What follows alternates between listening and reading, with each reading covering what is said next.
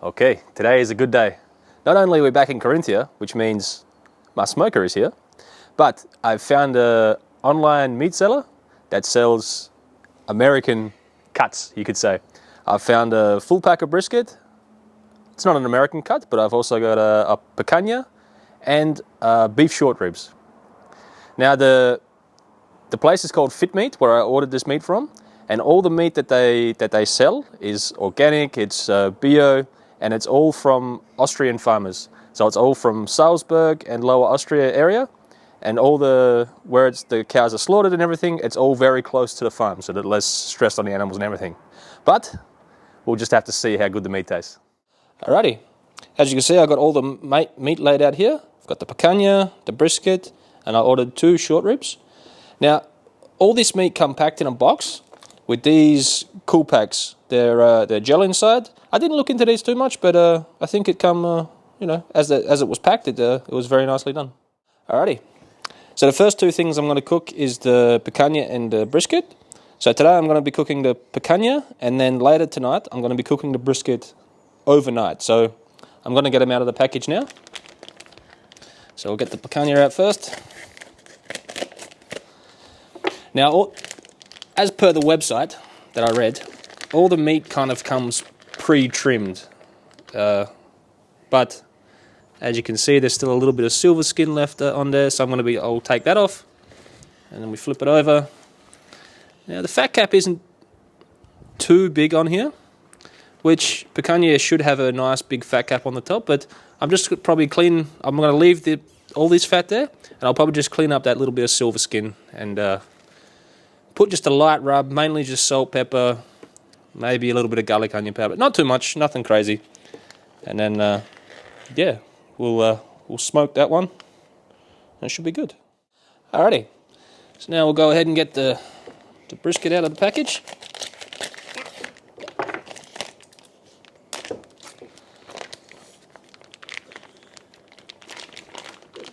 Oh.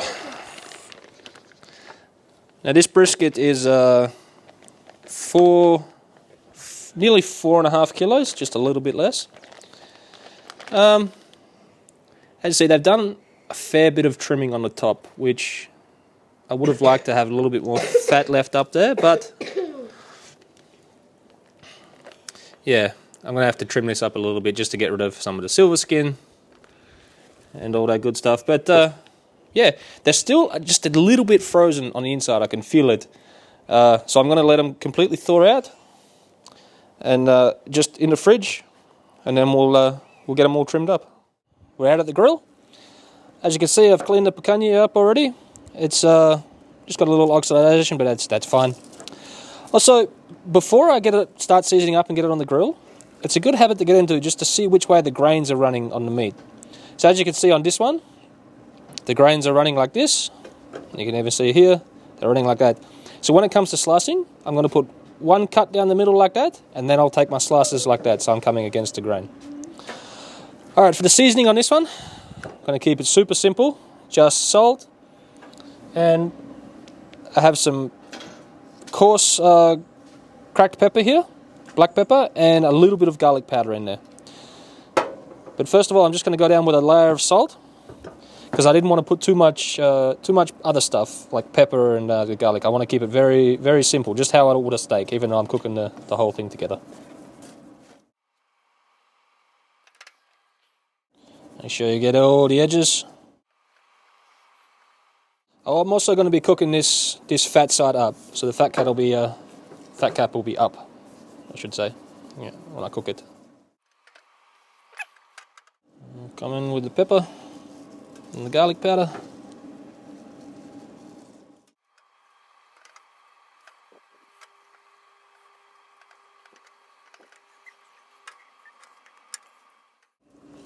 Now I don't want too much pepper on the actual fat cap. I'm going to keep that with just salt on the fat cap. If a little bit gets on there like it is, it's no problem. But get all the bear meat seasoned up. Let's go ahead and give it a little push to get all the stuff that dropped off on the bottom. Alrighty.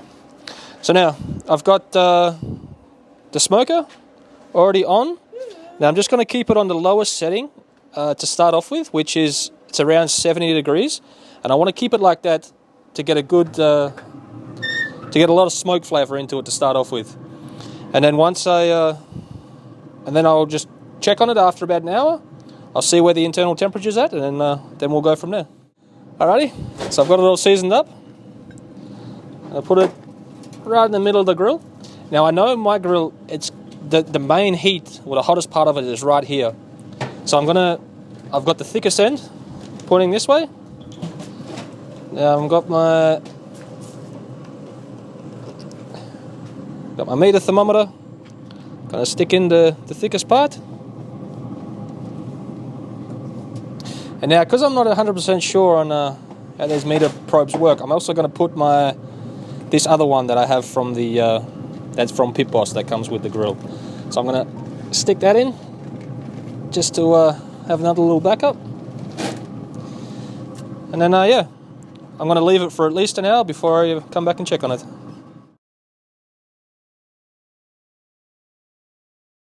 Okay, so we've been about 2.5 hours.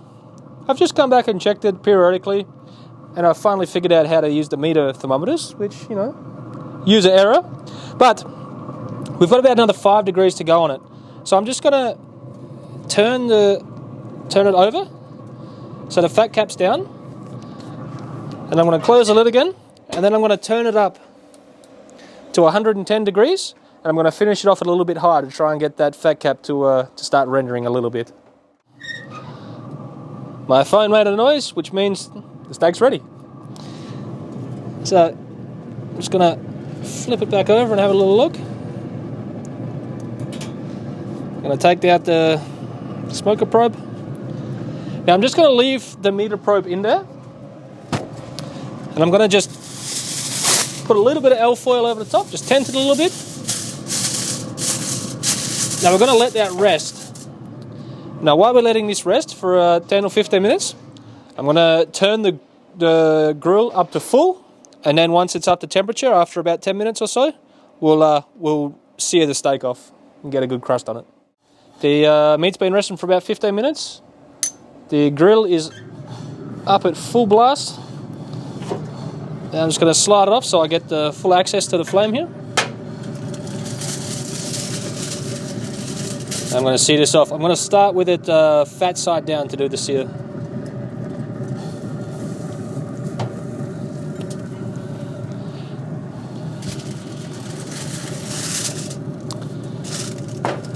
Once the heat gets to the fat there and it starts to render, then we'll get a bit of a flare up, and then you'll get that's where you get that good sear from. All right, as you can see, got a nice little caramelization on the fat cap there. I'm a bit sad that the fat cap didn't cover the whole thing because it is a little bit dry on the backside there, but I'm pretty sure it's going to be all good just the same. Alrighty, just give it a little bit longer on this bottom side. It's not going to take much longer. I'm super excited. I can see this nice mahogany colour, which means the smoke actually penetrated into the meat. It's going to be... I'm fairly certain this is going to be a very good piece of meat. Okay, it's been searing off for about 4 minutes now. I've been flipping it around a little bit. I'm happy with where the crust is at. I'm going to take it off, and then, by the time we've taken some photos and taken it back upstairs, because it's quite cold outside, it'll be ready to eat. I'm salivating quite a lot right now.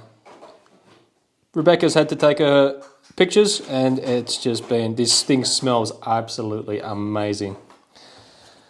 I can't wait any longer. So, the grain running this way. So we'll make one cut, because otherwise, no. We'll make one cut like this.